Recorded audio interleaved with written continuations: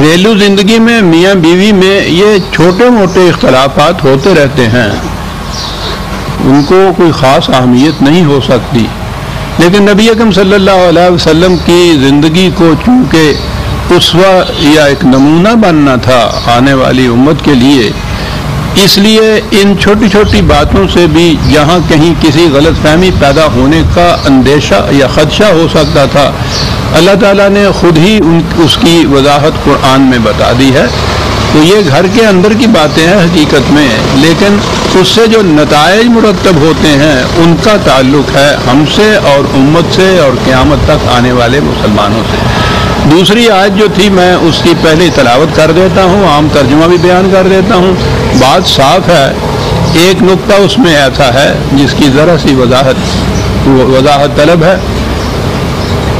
وہ آیت یہ ہے کہ وَإِذْ أَسَرَّ النَّبِيُّ إِلَىٰ بَعْضِ أَزْوَاجِهِ حَدِيثًا فَلَمَّا نَبَّأَتْ بِهِ وَأَظْهَرَهُ اللَّهُ عَلَيْهِ عَرَّفَ بَعْضَهُ وَأَعْرَضَ عَن بَعْضٍ فَلَمَّا نَبَّأَهَا بِهِ قَالَتْ مَنْ أَنبَأَكَ هَٰذَا قَالَ نَبَّأَنِيَ الْعَلِيمُ الْخَبِيرُ۔ نبی نے اپنی بیویوں میں سے کسی ایک سے کوئی بات کہی، اسرہ کے لفظ کے اندر یہ بات آ گئی کہ وہ رازدارانہ طور پہ کوئی بات کہی تھی، وہ کسی دوسرے کو بتانا نہیں چاہیے تھا، تو اس نے کسی اور کو بھی بتا دیا۔ تو جب نبی اکرم صلی اللہ علیہ وسلم کو اس کا علم ہوا، یوں کہیے ترجمے یا معنی کے اعتبار سے، تو آپ نے اپنی پہلی اس بیوی سے کچھ بات تو بتا دی کہ اتنی سی بات مجھے معلوم ہوئی ہے، باقی یہ چیز جو تھی کہ کس نے یہ کہا ہے، کس نے بتایا ہے، غالباً یہ بات تھی کہ جو نہیں کہی گئی۔ قرآن نے اتنا ہی کہا ہے کہ اس کی کچھ بات اس سے کہہ دی اور کچھ بات نہ کہی۔ تو اس نے پوچھا کہ آپ کو یہ کیسے علم ہوا؟ تو یہ جو قرآن کے الفاظ ہیں وہ تو یہ ہے کہ مجھے یہ بتایا ہے علیم الخبیر نے۔ تو یہ وہ نقطہ تھا تو میں نے کہا تھا تھوڑا سا وضاحت طلب ہے، اگرچہ آپ احباب تو آپ برسوں سے درس سنتے چلے آ رہے ہیں، آپ کو تو دقت نہیں ہوگی اس قسم کے سمجھنے کی۔ بعض نے تو یہ کہا ہے کہ یہ العلیم الخبیر سے مراد ہی وہ بیوی تھی جس کو اس کا علم تھا، جس کو اس کی خبر تھی، لیکن اس کے متعلق یہ بھی کہا جاتا ہے کہ چونکہ یہ العلیم اور الخبیر ہے، یہ ہو سکتا ہے کہ خدا نے مجھے بتایا معنی کے اعتبار سے۔ تو یہاں یہ بات ہوتی ہے یہ پیدا کہ خدا نے جو بتایا وہ تو وحی ہوتی ہے اور وحی تو قرآن میں ہی آتی ہے، تو قرآن میں تو اس کا ذکر نہیں ہے۔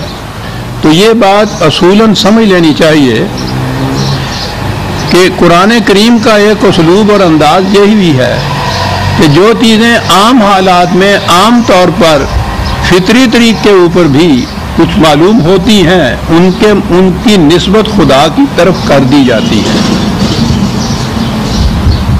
بے شمار مقامات ہیں قرآن میں، اور میں نے تو اس پہ ایک پورا مقالہ لکھا تھا طلوع اسلام میں جو شائع کیا تھا، اسی غلط فہمی کو دور کرنے کے لیے کہ جو اس انداز سے ہوتی ہے کہ ان چیزوں کو خدا کی طرف منسوب کر دیا جاتا ہے اور پھر بات بنتی نہیں ہے تو طرح طرح کی تعویلات ہوتی ہیں۔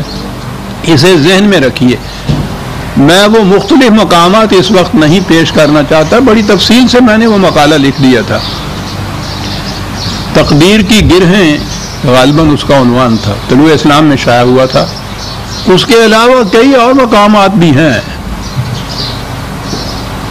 کہ وہ چیز جو انسان اپنی طرف سے کرتا ہے یا خدا کی دی ہوئی صلاحیت کی بنا پر کرتا ہے اسے خدا اپنی طرف منسوب کر لیتا ہے۔ اس کی بین مثال مثلا سورہ مائدہ کی آیت 4 ہے، 5ویں سورت کی 4تھی آیت، جس میں یہ کہا گیا ہے کہ تم شکاری کتوں کو یا شکاری پرندوں کو سدھاتے ہو شکار کرنا اس علم کی بنا پر جو خدا نے تمہیں دیا ہے۔ اب ظاہر ہے کہ شکاری کتوں کو سدھانے کا علم تو خدا نے کسی کو براہ راست نہیں دیا ہے۔ یہ کیا بات ہے جی؟ وہ علم جو خدا مما علمکم اللہ وہاں ہے، وہ علم جو خدا نے تمہیں جو سکھایا ہے وہ اس سے تم اپنے ان کتوں کو سدھاتے ہو، پرندوں کو سدھاتے ہو۔ میں نے ایک مثال یہ عرض کی ہے کہ یہ چیز جو ہے فطری طور پہ بھی جو چیز انسان اخذ کرتا ہے، حاصل کرتا ہے، جس کا علم حاصل کرتا ہے، اسے بھی خدا اپنی طرف منسوب کر لیتا ہے۔ میں یہ چیز کسی دوسرے وقت پہ عرض کروں گا کہ اسے اپنی طرف وہ کیوں منسوب کرتا ہے اور کن حالات میں منسوب کرتا ہے۔ یہ بین مثال تو موجود ہے نا کہ شکاری کتوں کو جو سدھاتے ہیں تو وہ طریقہ ہوتا ہے جو انہوں نے یا تو اپنے بزرگوں سے سیکھا ہوتا ہے، استاد سے سیکھا ہوتا ہے، یا اپنے طور پہ ہی اس کو اخذ کیا ہوتا ہے یا مرتب کیا ہوتا ہے۔ لیکن خدا یہ کہتا ہے کہ اس علم کی بنا پہ تم سکھاتے ہو جو اللہ تمہیں دیتا ہے۔ تو یہ ایک مثال، یا علامہ بالقلم جو قرآن نے کہا ہے، خدا نے تمہیں قلم سے لکھنا سکھایا، تو اب سیدھی بات ہے کہ خدا تو نہیں سکھاتا نا یہ اس طرح قلم سے لکھنا، یہ کیا بات ہے؟ اس کے معنی ہوتے ہیں کہ جو صلاحیت خدا نے تمہارے اندر رکھ دی ہے اس بنا پہ تم ایسا کرتے ہو۔ اگر یہ ذہن میں بات رکھ لی جائے تو بہت سے مقامات صاف ہو جاتے ہیں۔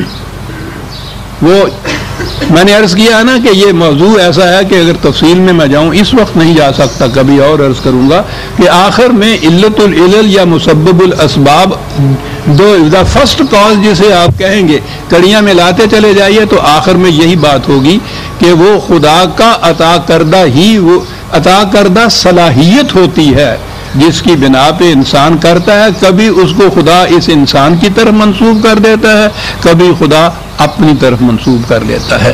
تو بہرحال یہ جو کہا حضور کی زبان مبارک سے کہلایا گیا کہ مجھے سکھایا علیم و خبیر نے، تو یہ وحی کی روح سے ایسا نہیں تھا، کیونکہ قرآن میں یہ نہیں ہے اور وہی قرآن ہی کے اندر ہے۔ بہرحال بات آپ نے یہ کہہ دی کہ مجھے یہ علم ہو گیا اس کے متعلق۔ میں نے جیسا عرض کیا ہے اس قسم کے اختلافات میاں بیوی میں ہوتے رہتے ہیں، لیکن قرآن گھر کی زندگی کو پورا پرسکون بنانا چاہتا ہے، بڑا خوشگوار رکھنا چاہتا ہے۔ اسے وہ جنت کہہ کے پکارا ہے اس نے سورہ بقرہ میں۔ اس زندگی کو جو گھر کی زندگی سکون اور مودت اور رحمت اور سکینت کی زندگی ہو، اسے اس نے جنت کہہ کر پکارا ہے۔ تو اس جنت کی زندگی میں اگر ذرا سی بھی کہیں خلش واقعہ ہو جائے، تھوڑی سی بھی پھانس چپ جائے، تو وہ بات باقی رہتی نہیں ہے۔ یہ واقعات اس لیے بتا دیے ہیں کہ اور تو اور رسول کی زندگی میں بھی ایسے واقعات آ گئے تھے، آ سکتے تھے کہ جس میں کچھ اختلاف گھر میں پیدا ہو سکتا۔ اختلاف کو سلجھانے کی شکلیں قرآن نے بتا دی ہیں، اور اگر کوئی صورت ایسی باقی نہ رہے تو ہمارے لیے اس کے اندر تلقین یہ ہے کہ بجائے اس کے کہ تم گھر میں مناقشات اور اختلافات کی زندگی جہنم کی بسر کرو، بہتر یہی ہے کہ پھر الگ ہو جاؤ، کیونکہ ازدواجی زندگی تو ازدواجی اس وقت تک ہی رہے گی جب کامل ہم آہنگی ہو میاں اور بیوی کے اندر۔ اور بات یہاں یہ کہ وہ جو ہمارے ہاں یہ ہے نا کہ وہ جو طلاق جو ہے، وہ عورت کہتی ہے کہ میں تو خودکشی کر لوں گی، مر جاؤں گی، اس جہنم میں زندگی بسر کر لوں گی، یہ عذاب برداشت کر لوں گی، میں طلاق کی زندگی نہیں۔ متعلقہ ہمارے ہاں بھی بڑی بڑی مذموم نگاہوں سے دیکھا جاتا ہے اسے۔ یہ سارا ہندو معاشرت کا اثر ہے، کیونکہ ان کے ہاں تو طلاق کا تو سوال نہیں ہے، بیوہ تک کی شادی نہیں ہو سکتی۔ تو یہ جو چیز ہے قرآن نے یہ بات کہی کہ یہ ایسی بات نہیں ہے، ہم آہنگی نہ رہے اور اس کے صورت کوئی باقی نہ رہے وہ پیدا کرنے کی، اختلافات مٹانے کی، تو اس قسم کی گھر کی زندگی کے مقابلے میں بہتر یہ ہے کہ الگ ہو جاؤ، اور اگر ضرورت ہے پھر شادی کرنے کی، ازدواجی زندگی کی، تو ہم آہنگ اور ہم خیال اور ہم مسلک اور ہم عقیدہ، ہم نظریہ، ہم مزاج، ہم طبیعت، دو بیویاں اور ہیں، عورتیں اور ہیں، ان سے شادیاں کر لیجیے، مسئلہ آسان ہے۔ میرے ساقی نے عطا کی ہے میں بے درد و صاف، رنگ جو کچھ دیکھتے ہو میرے پیمانے کا ہے۔ ہمارے ہاں جو متوارث خیالات چلے آ رہے ہیں ان کی وجہ سے ہمارے یہاں پیچیدگیاں پیدا کی جاتی ہیں، قرآن سے تو نہیں۔ اور پھر اگلی بات جو قرآن نے کہی ہے سورہ نساء میں ہی ہے کہ اگر تمہیں اس چیز کا خوف ہو کہ اس طرح سیپریشن سے، طلاق سے، علیحدگی سے مشکل ہو جائے گی، معاشی مشکل ہو جائے گی، دقتیں ہو جائیں گی، خاص طور پہ عورت کو یہ خیال آئے گا، اور یہی وہ خیال ہے جس کی وجہ سے وہ اس جہنم کی زندگی کو ترجیح دیتی ہے علیحدگی کے اوپر، یہ کل کو کھائے گی کہاں سے وہ۔ قرآن نے یہ بات وہاں کہی ہے کہ اس کی ذمہ داری تو اس نظام پر ہونی چاہیے کہ جو خدا کے نام پر مملکت اور حکومت کا نظام تم قائم کرو، وہ دیکھے کہ کوئی کسی قسم کی معاشی مشکلات میں نہ رہے، معاشرتی مشکلات میں نہ رہے۔ یہ تمہارا کہا گیا ہے کہ مت فکر کرو اس کے متعلق، جسے پھر وہاں اس نے یہی کہا ہے کہ اللہ تمہارے لیے سامان پیدا کر دے گا۔ تو اللہ تو انسانوں کے ذریعے سامان پیدا کرتا ہے نا۔ تو اسلامی حکومت یا مملکت کا تو یہ فریضہ بھی ہے کہ وہ دیکھے کہ اگر کسی وجہ سے بھی فرض کرو کہ وہ کسی عورت کو طلاق ہو گئی ہے اور ایسا درمیانی عبوری وقت ہے کچھ وقت کے لیے، تو اس نے قرآن میں ہی یہ قوانین دے دیے کہ پروویژن اس کے لیے کی جائے، اس خاوند کی ذمہ داری یہ ہو، اور اس سے آگے بات بڑھ جائے تو یہ کہا ہے کہ یہ وہ جو نظام معاشرت ہے، نظام حکومت ہے، اس کا فریضہ ہے کہ وہ دیکھے کہ یہ محتاج نہ ہو، اور میں اس لیے نہ جکڑی رہے اس جہنم کی زندگی کے اندر کہ اس کے بعد میرا یہ اقتصادی مسئلہ کیسے حل ہوگا۔ عجیب چیزیں قرآن کے اندر عظیم آتی ہیں، وہ جہنم نہیں بناتا۔ اسی لیے یہ کہا آگے، میں نے عرض کیا نا کہ معاملہ میاں بیوی کی آپس میں تھوڑے سے اختلاف کا تھا، لیکن چونکہ اس کی اہمیت امت کے لیے تھی، قرآن نے بڑی تفصیل سے اس کو بیان کیا ہے۔ یہ چیز سورہ احزاب میں بھی آئی ہے، وہاں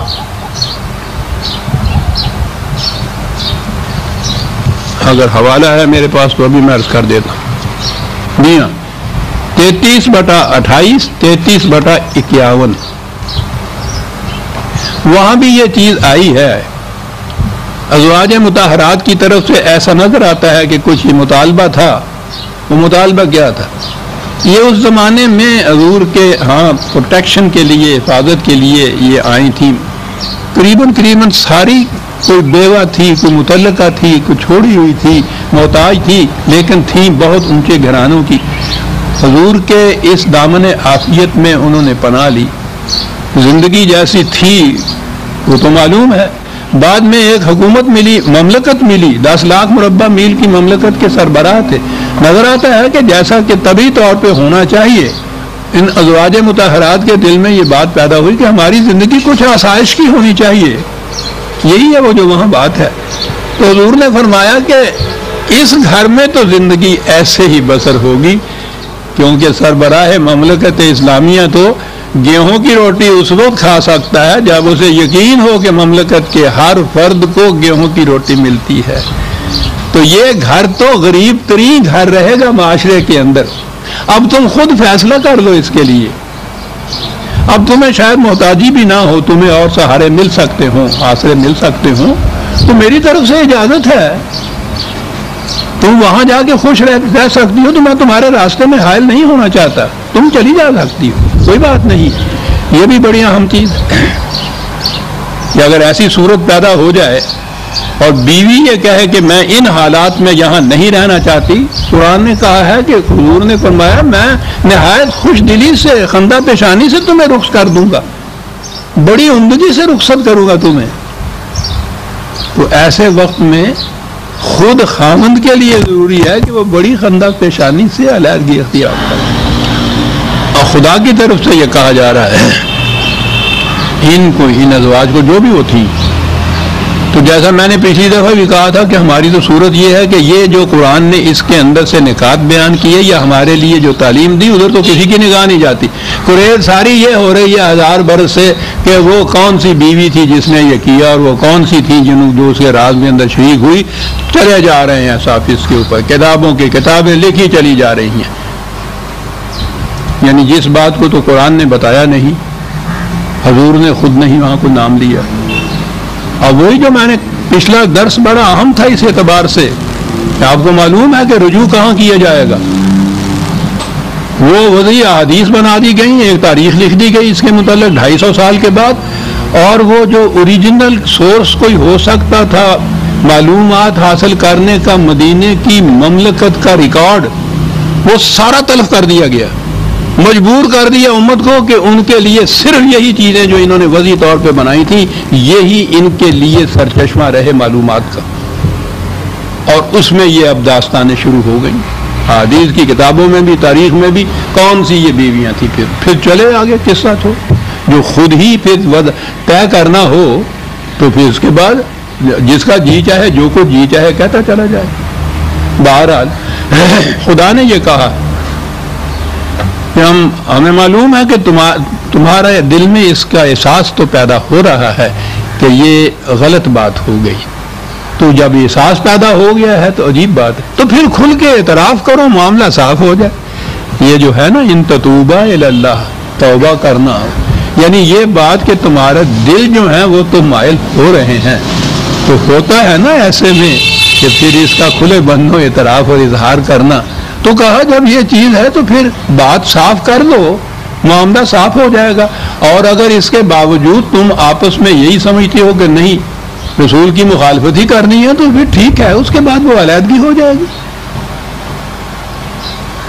یہ سوچ رکھو کہ تمہاری اس علیحدگی سے رسول اللہ صلی اللہ علیہ وسلم، رسول ہمارا تمہارا محتاج نہیں ہے، اس کے تو دوستدار، اس کا ہیلپر، اس کے مددگار، اس کے والی خدا ہے، جبریل ہے جو وحی لاتا ہے، مومنین ہیں، ملائکہ ہیں، وہ سب اس کے مددگار ہوں گے۔ اس لیے یہ بات نہیں ہے کہ اسے کوئی احتیاج ہے کہ وہ اس قسم کی زندگی کا اختلاف ہی کی ہو، مجبور ہو جائے بسر کرنے کے اوپر، یہ بات نہیں ہے، نہ تم مجبور ہو نہ وہ مجبور ہوگا۔ عسیٰ ربہ ان طلقکن ان یبدلہ ازواجا خیرا منکن مسلمات مؤمنات قانتات تائبات عابدات سائحات سیبات و ابکارا۔ اگر معاملہ سپریشن تک پہنچ گیا، علیحدگی تک پہنچ گیا، تو پھر وہی بات آ گئی۔ بات تو یہ تھا کہ رسول اللہ صلی اللہ علیہ وسلم کو اور بیویاں مل جائیں گی، کہا یہ کہ خدا ان کی جگہ اور بیویاں تبدیل کر دے گا۔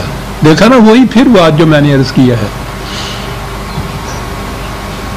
اب یہاں سے پھر وہ بات چلی، وہ جو ہمارے ہاں کے قادیانی نبی نے بتائی کہ آسمان پہ نکاح ہو جاتا تھا۔ وہ کہتے ہیں نا یہ جو خدا نے کہا کہ ہم تمہارے لیے اور بیویاں بنا دیں گے، تو وہ خدا نے بنائی تھی، اصل میں رسول کا اس میں کوئی چارج نہیں تھا۔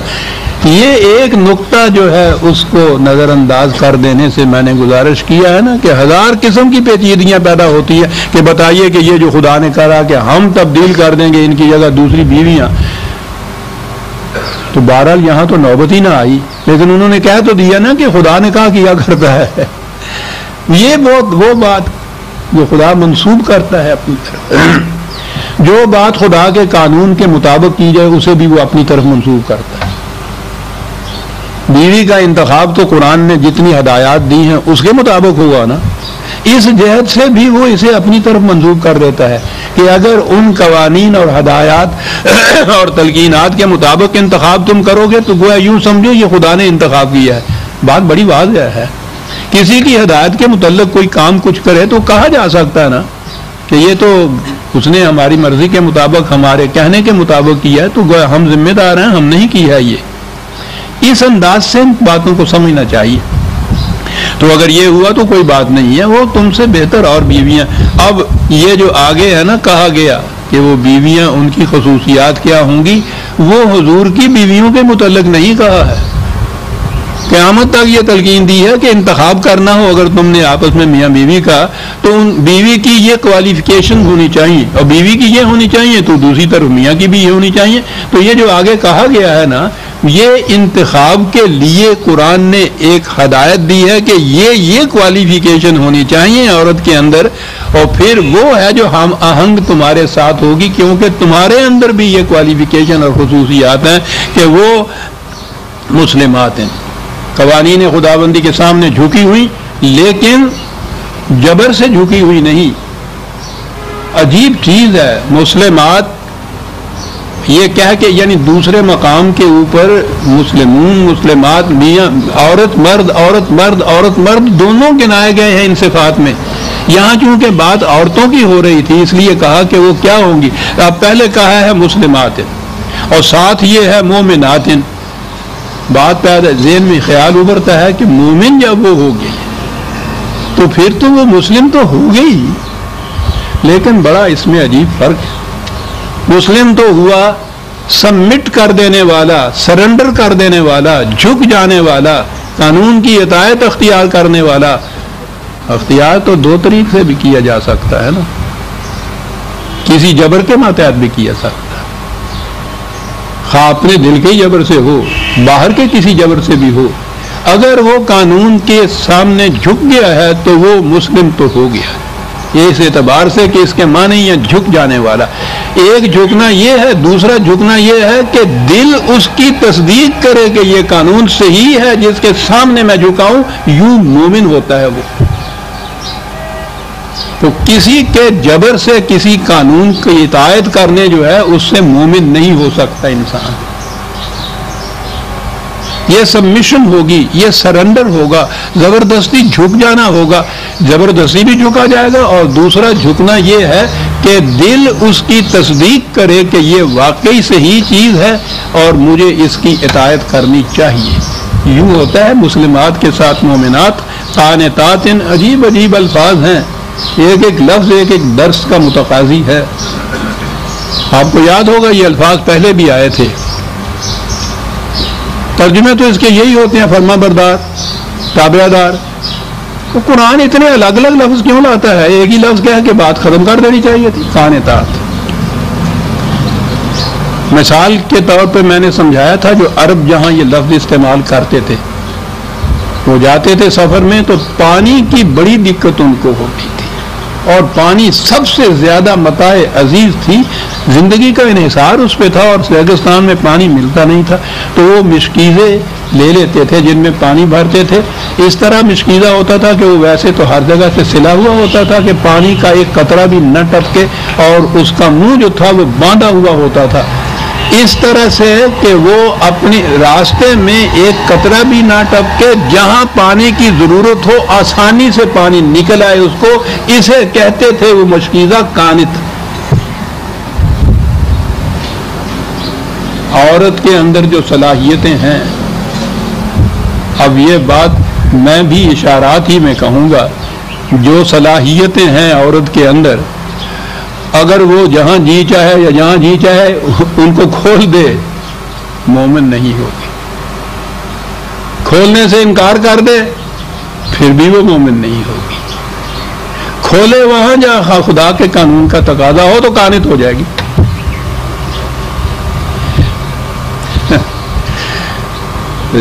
میں پھر بار بار عرض کرتا ہوں، قرآن کے الفاظ پہ بڑا غور کیجیے، اور معاف رکھیے اگر میں کہہ دوں، میں نے آپ احباب کی یہ محنت جو ہے اس کو بچا لیا ہے لغات القرآن لکھ کر۔